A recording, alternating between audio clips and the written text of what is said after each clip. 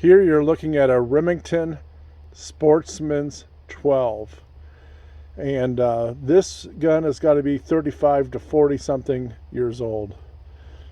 This is a 12 gauge shotgun that my dad bought for me, I believe from Kmart back in the day. So this is the only real gun that my father bought me, and I'm very grateful for it. I've trap shot with it back when I was a kid a little bit, and then I got my first real deer with this gun. I kind of got in late into deer hunting, even though I've wanted to do it since I was a kid. And I have a slug barrel on it, and I guess 12 years ago I shot my first deer with it. I live in a shotgun state, and you can see it's a cantilever. I put an aftermarket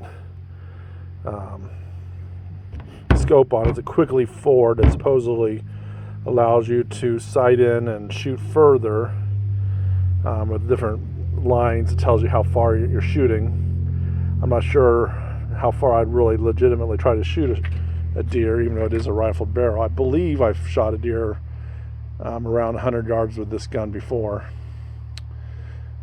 But it is a really fun gun to own. I've taken it dove hunting and so forth.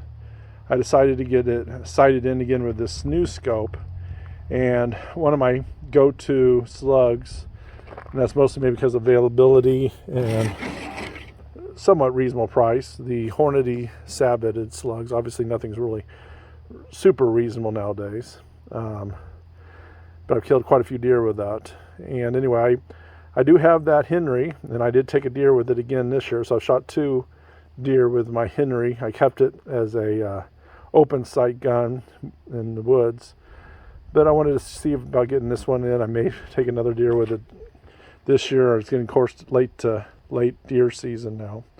But anyway, I'm going to go shoot a TV here, an old TV, now that the gun is relatively sighted in, just for fun. Anyway, I got the Remington Sportsman's 12 pretty much sighted in and ready to go for late deer season in Illinois. I've had a heck of a good deer season, by the way. I've killed a 10-point buck with archery and 2 antlerless deer with archery and 1 antlerless deer with my 12 gauge Henry that I gave a review on last year. This Sportsman's 12 is essentially an 870. I'm actually got an 870 upper on it, made with real wood back in the day, so it's very solid gun, pretty heavy gun actually. And it was set up, and I guess the idea with the Sportsman's 12 pump, it was already set up to be limited to 3 shots because you are a sportsman, and most things that you would hunt will only allow you to take 3 shells. So you didn't have to put as far as I know, you didn't have to put a little stick in or anything like that to limit your shots, because it was already set up to be limited from the factory. That said, you can buy an 870 upper barrel and put it right on the Sportsman's 12. So this is essentially a 870. Maybe it was the 870 Express for back in the day. But either way, this was a great gun. I think my dad spent about $200 for it back in the 80s, early 80s, or mid 80s, early to mid 80s. I still have the original barrel. It's gotten a little rusty. Kind of forgot about it when I went on to school and got a career going and all sorts of stuff. But living in Illinois and finally, I'm a professor, finally getting tenure and all that stuff, I decided I got to go deer hunting. I'm sitting here in a nice spot seeing deer all the time, so I got some permission. And when I shot that first deer with this gun, I was over the moon. I was elated. It was a small 8-point buck, but to me, and it still is a trophy. And that was the first deer I'd ever shot, and didn't know really anything I was doing. Well, the first one I harvested. Anyway, I think I tried once with my archery equipment, and now realize what I needed to do, the blood trail that I didn't realize back then. But I was late to coming to hunting in the real sense of it. And my dad tried a little bit, but I was a suburban kid. But I'll tell you what, having this Sportsman 12 was certainly a source of pride back in the day, and still a source of pride today. I love this gun. It's probably one of the few guns I would get rid of my collection. I have over 20 easily. Let's go ahead and get this TV shot.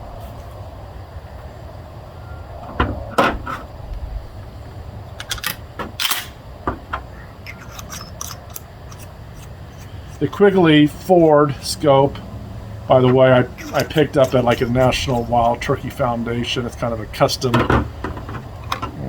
scope company that tends to sell their scopes at auctions and things like that. And it seems to be doing okay, and I'm sure for what I'm trying to do, it'll be fine. It seems like pretty good glass.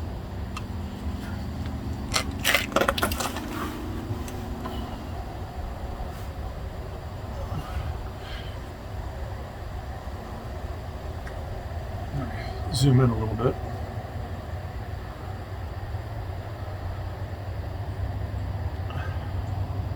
Proof of concept.